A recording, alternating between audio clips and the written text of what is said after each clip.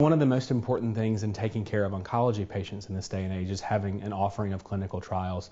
So the standard therapies are certainly very important, but in order to get the most cutting edge, the most state-of-the-art treatment, we really need to offer those for our patients. The National Cancer Institute keeps a repository and listing of those clinical trials where patients can inquire via the internet to determine whether or not the disease they have and the particular manifestation of that disease, whether it's localized in one area or spread to other organs, for example, as to whether or not they qualify for a study, and then the National Cancer Institute website will tell them where those studies are available. We have at the present time approximately 50 studies open at St. Francis. All of them are on the NCI website. But in addition to that, if a patient comes in who hasn't done their homework, so to speak, and visits with us with a particular disease, our job, quite frankly, is to screen them and to determine whether or not they are in fact eligible for a particular clinical trial. I'm a clinical research coordinator. There are also 3 other clinical research coordinators here at St. Francis. And so what we do is basically we screen every patient that come into our clinic each and every day. So if there is a patient that could be eligible for a trial, we will let the doctor know. And also our doctors are good as far as knowing what trials we have available and also being on standby as far as, recommending a clinical trial. So what happens is normally the patient sees a physician, and then after the office visit is over, either me or myself or one of my coworkers will go and speak to the patients, go over the consent form, let them know what the trial entails. And we typically like the patient to go home, think about it first, because it is a commitment, it's a big decision.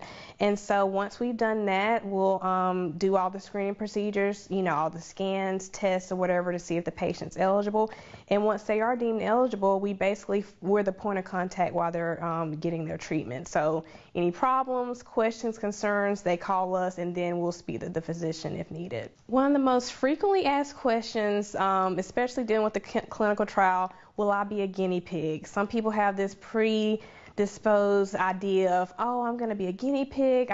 This has never been given in humans before. But what I always tell patients is, even the chemotherapy drugs that are FDA approved and what people are getting now, they all had to start somewhere, and that started with research. That starts with clinical trials. So no, you're not a guinea pig. You have nothing to be worried about. There are other hundreds of thousands of people who are going through this same trial, just somewhere differently. So I always try to, make my patients feel comfortable and let them know you're not a guinea pig, this drug is safe, and what we're trying to do is to see if this can help others in the future. The benefits to a patient enrolling in a clinical trial is that they generally offer state-of-the-art treatment.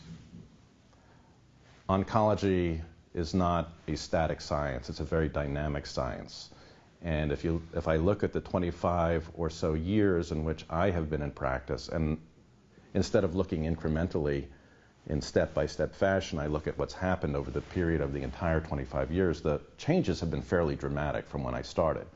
All of that, however, has been a result of incremental improvements that have resulted as a result of clinical trials that have been performed over those years.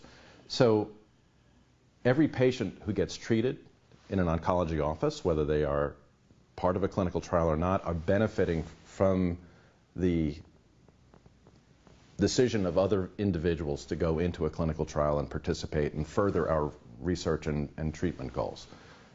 Anyone who goes in at this point, who enters into a clinical trial at this point, is not only offering the possibility of a cutting-edge therapy to themselves, they're adding to our knowledge base for future generations of people who are dealing with cancer.